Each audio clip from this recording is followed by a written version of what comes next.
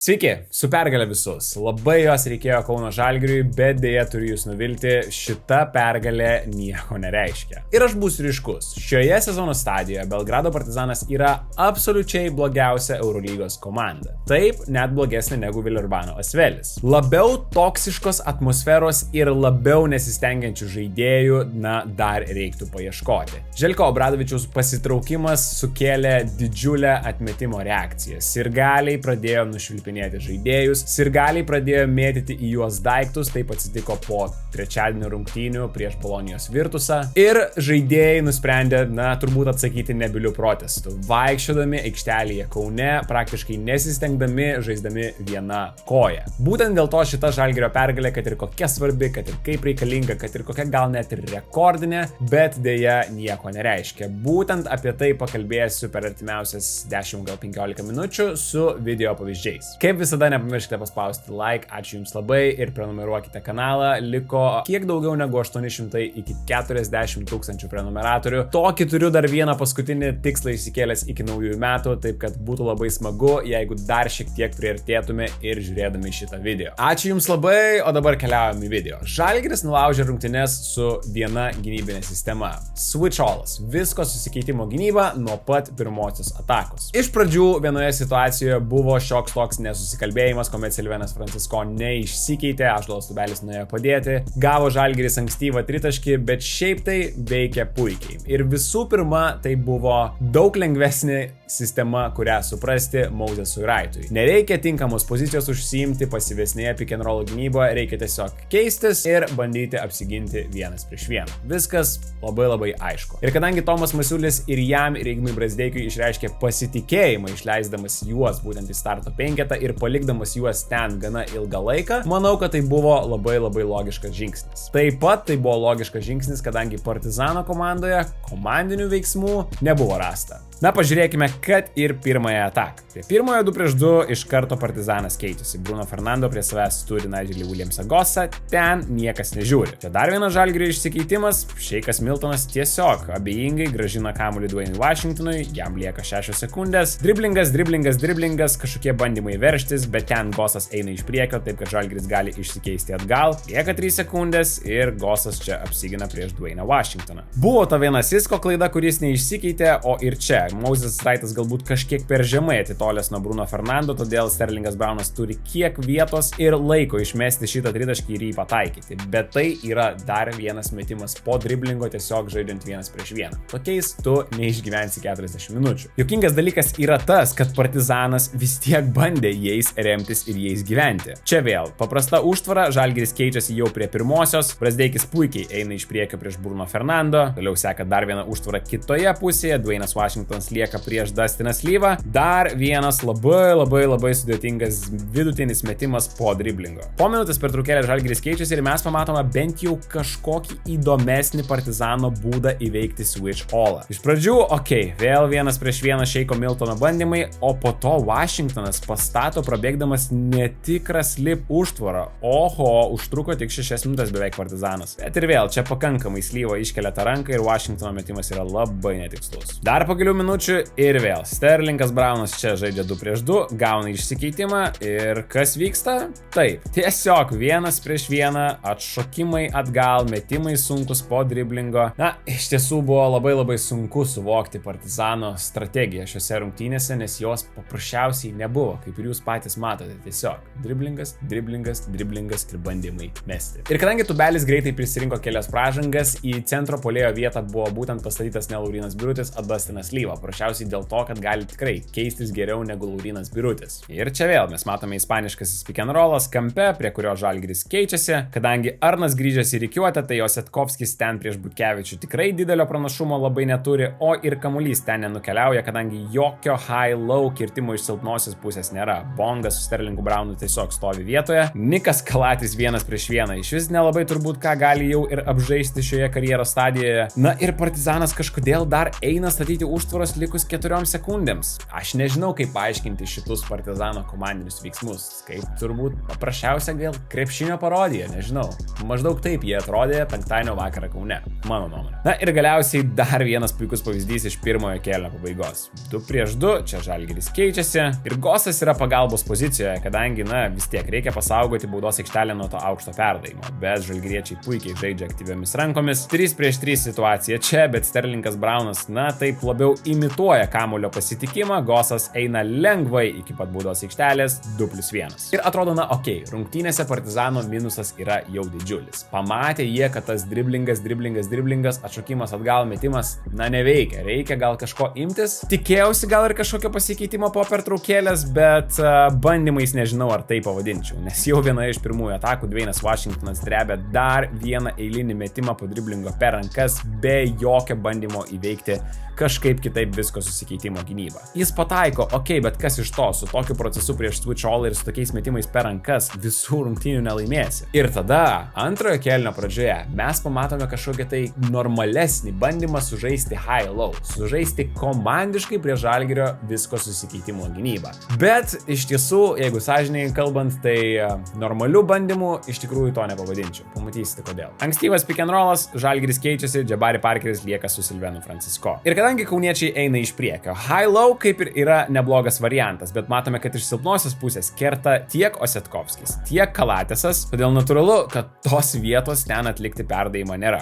Osetkovskis pasirenka pastatyti flerinę užtvarą Ulanovui, bet Marinkovičiaus pasas yra per lėtas, prie Vašingtono ateina šiokia tokia pagalba, o jam įsiveržus į baudos aikštelę, tas perdavimas yra gerokai pernelyg nuspėjamas. Tada pamatome dar vieną išsikeitimą ir dar vieną eilinę Dwayno Washingtono plytą po driblingo, žaidžiant 1-1. Ir tada dar vienas nuostabus į krepšinio vadovėlius dedamas high-low bandymas įveikti switch all gynybą. Žalgiris keičiasi, Brazdeikis eina iš priekio prieš Jabari Parkerį. Ir Kalatesas yra apatinis žmogus silpnoje pusėje, todėl kerta į baudos aikštelę, bet Osetkovskis to net nemato, užima labai identišką vietą baudos aikštelėje. Natūralu, kad tai nepalengvina perdavimo Jabari Parkeriui ir Šeikas Miltonas nusprendžia kone iš aikštės vidurio kabinti čia aukštą perdavimą. Ar jūs galite girdėti, kaip aš purtau galvą? Žalgiris laimė jau pirmajame kėlinyje, Žalgirio fanams smagu, o dabar būtent tikriesiems jiems turiu ypatingą pasiūlymą. Būtent dabar matote, kaip unboxinu riboto leidimo rinkinį Žalgirio fanui. Tai yra galingas telefonas Samsung Galaxy S25 Ultra Žalgiris Edition su apsauginiu aramidėklu ir Žalgirio tematika. Taip pat rinkinyje yra ir Žalgiris Insider prenumerata metams, o pačiame telefone yra 512 GB saugyklos atminties, itin galinga kamera ir dar daug begalė visokių dalykų. Jeigu galvojate apie telefono keitimą, tai šis pasiūlymas suteiks galimybę ne tik padaryti tai, bet ir būti arti labai Žalgirio komandos. Tad kviečiu visus tikrus Žalgirio fanus pagalvoti apie šį pasiūlymą ir prisidėti prie brangiausios ever Žalgirio komandos išlaikymo, kadangi net 121 euras nuo kiekvieno parduoto rinkinio keliauja būtent Žalgirio komandai. Na ir žinoma, kad jums būtų lengviau padaryti šį sprendimą, tai yra įsigyti šį telefoną arba savo, arba padovanoti jį galbūt kažkam iš artimųjų. Turiu nuolaidos kodą. Augustas 25. Būtent su šitu nuolaidos kodu gausite net 100 eurų nuolaidą būtent šitam rinkiniui, kuriame yra ir Samsung Galaxy S25 Žalgiris Ultra Limited Edition telefonas. Šį kodą galite naudoti shop.žalgiris.lt, taip pat galite naudoti fiziniuose salonuose. Jis galioja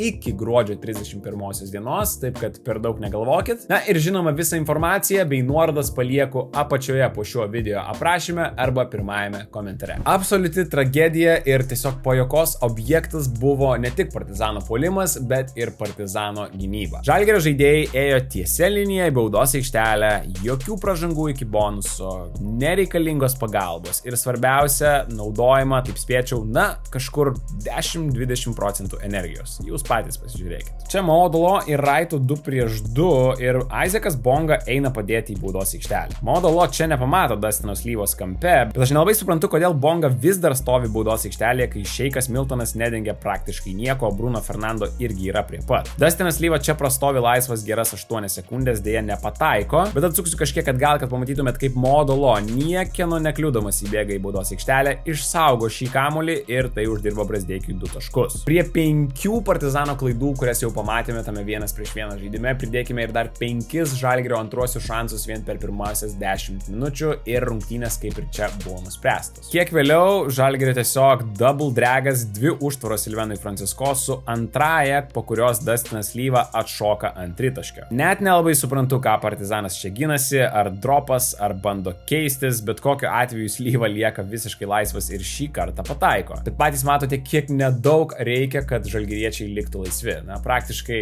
jokio pasipriešinimo čia nėra. Tame klipe pick and rollas laisvame kampe, Bruno Fernando pasyvi gynyba, Sterlingas Braunas tiesiog vaikštinėja baudos aikštelėje, pagalbos iš silpnosios pusės šį kartą nėra, jį vėluoja. Mozesas Straitas deda į krepšį ir mėgaujasi rungtynėmis, mėgaujasi varžovu, kuris jam leido sužibėti po tiesiog tragiško pasirodymo. Apie jį kitame video. Ir iš karto kitoje atakoje vėl identiškas vaizdelis. Vėl 2-2 laisvame kampe, vėl Silvenas Francisko eina į baudos aikštelę, kadangi Šeikas Miltonas čia tragiškai dengiasi. Ir Mozesas Straitas tiesiog nusistumė Fernando po krepšiu, jokio pasipriešinimo čia, 2+1. Trečiame klipe iš eilės ta pati situacija. Ir šį kartą po vienos užtvaros modulo meta labai apylaisvis, bet čia žalgiriečiai puikiai, na, tiesiog daugiau pastangų įdeda, kad atkovotų šį kamuolį. Tiek Mozesas Straitas, tiek Slyva turi geresnės pozicijas, Partizanas nelabai išsirenka žmonių, čia dar ir netikra Slyvos užtvara, bet tiesiog modulo yra apleidžiamas į savo stiprią dešinę ranką, Partizanas nedaro pražangos iki bonuso, 2 lengvi taškai iš po krepšio. Ir galiausiai paskutinis pirmojo kėlinio klipas. 2-2 netikra užtvara su Dustinu Slyva. Jau čia jis turi kažkiek pranašumo, bet nusprendė žaisti dar vieną dešinėje pusėje, o iš tikrųjų imituoja tą žaidimą. Sterlingas Braunas tiesiog vaikšto, atrodo, kad Kauno Žalgirio arenos parke Dustino Slyvos metimas laisvas iš po krepšio. Čia dar ir Ulanovas priliečia tą kamuolį dėl saugumo ir patys matote, kad na, jokio pasipriešinimo iš Partizano penktadienio vakarą Kaune nebuvo. Tiesiog buvo akivaizdu nuo praktiškai trečiosios rungtynių minutės, kad tai yra nebylus protestas, suprantu kažkiek ir žaidėjus, tave nušvilpinėja, į tave mėto daiktus, ar tu nori žaisti už tokią komandą ir jos fanus ir už jos logotipą? Turbūt, kad ne. Bet priežastis, pati pirminė viso šitos situacijos yra būtent tie patys žaidėjai. Jų ego, jų per mažos pastangos, kurias mes matome ir dabar, ir buvo vienas iš pagrindinių priežasčių, dėl ko Željko Obradovičius nusprendė atsistatydinti, tiesiog nebematė kitų būdų, kaip jis gali tęsti sezoną su šiais žaidėjais. Jis pagalvojo, kad gal ateis kitas treneris ir sutvarkys visą šitą mėsmalę. Bet iš tikrųjų tai tiesiog matau situaciją, kurioje yra daug žaidėjų šioje komandoje, kurie apie save labai galvoja gerai ir galvoja daug geriau, negu iš tikrųjų gali žaisti aikštelėje. Natūralu, kad tokiose situacijose dažnai kyla problemų. Taip pat vietinių žaidėjų trūkumas Rūbinėje. Ten yra vienintelis Vanija Marinkovičius, nežinau, kiek jo balsas ir kiek yra didžiulis jo autoritetas, bet akivaizdu, kad to neužtenka. Ir tada gaunam tokią situaciją, kad tos pagarbos organizacijai, pagarbos logotipui, galiausiai pagarbos fanams ir komandos treneriui tikrai labai trūksta ir jau trūksta ne pirmąjį sezoną iš eilės būtent su tais pagrindiniais žaidėjais, kuriuos dabar Partizanas turi. Na ir čia dar kelios situacijos iš antrojo kėlinio. Pavyzdžiui, čia greitas Žalgirio puolimas, jokios pražangos iki bonuso nėra. Pražanga yra tik tais, kuomet jau Dustinas Slyva meta į krepšį. Kitoje situacijoje Silvenas Francisko paprasčiausiai eina nuo užtvaros prieš Dwayną Washingtoną kažkur prie vidurio ir eina iki pat galo. Niekas neateina čia padėti, nesustabdyti, nepaisant to, kad Sisko, nuėjo nuo užtvaros tikrai labai toli būdamas nuo krepšio. Galiausiai dar vienas pavyzdys, kuomet Žalgirio greitajame puolime ir vėl nėra pražangos ir Silvenas Francisko drebia tritaškį ir galiausiai Žalgirio tiesiog atakavimas Jabari Parkerio, Nigelio Williamso Goso 1-1, daug pastangų nereikia, kur nori ten eini. Būtent taip Žalgiris susikrovė tą persvarą dar pirmoje mačo pusėje ir nelabai ką ir apie šitas rungtynės yra daug ką kalbėti. Labai smagu, kad tas taškas pasiimtas, labai gaila, kad nebuvo pasiimtas taškas prieš Efesą, bet tiesa, ten ir kitokia situacija, tikrai geriau jie atrodė, bet kaip ir minėjau, apie šitas rungtynės, nelabai ką galime spręsti. Ar Žalgiris išlipo iš duobės, ar Žalgiris pakels savo žaidimo kokybę, manau, kad pamatysime jau antradienį, kuomet atvyksta, vienas stipriausių turbūt Eurolygos komandų, Atėnų Panathinaikosas. Jeigu patiko šis video, nepamirškite paspausti like, prenumeruokite kanalą ir nepamirškite kodo Augustas25, su kuriuo gausite 100 eurų nuolaidą Galaxy S25 Žalgiris Ultra Limited Edition telefonui. Ačiū, kad žiūrit ir iki kitų kartų.